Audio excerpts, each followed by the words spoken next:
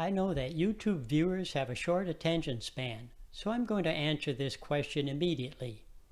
If an instructor goes to the blackboard and creates 4 quadrants, get up and leave the room. For those of you who have a few minutes to spare, I will explain why. First, as a manager, I have been to numerous seminars. I have also worked as a statistician. I went to my local library, reviewed books in the section on management and leadership, and discovered the following 12 4-quadrant diagrams. Only 2 of the 12 diagrams had any data in them. My first example shows how uninformative a quadrant can be. To our surprise, a company with good management and good leadership is the place to be.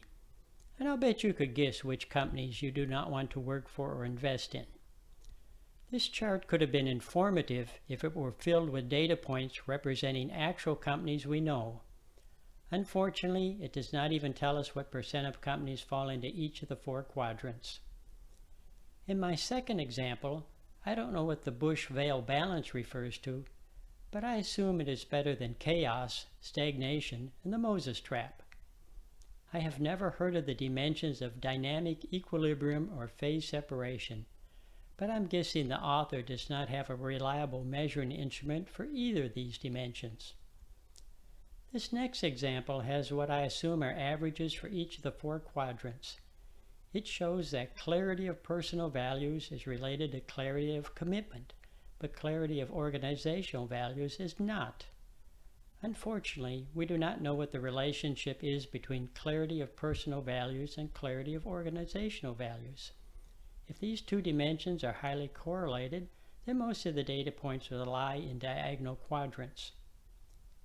This next graph shows that segment growth and segment profitability is positively correlated regarding spending, and that most of the spending relates to high segment growth and high profitability.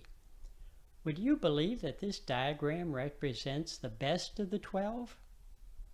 My point is, if you have a good concept, you have to do the work of collecting data with reliable measures.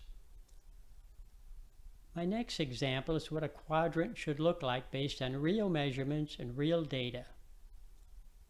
Who would have guessed that some of the most powerful football teams are low on admiration?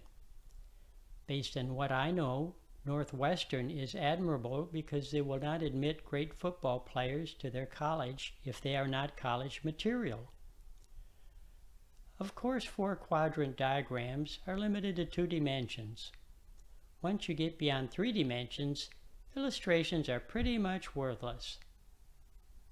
Yes, I know that blackboards are rare.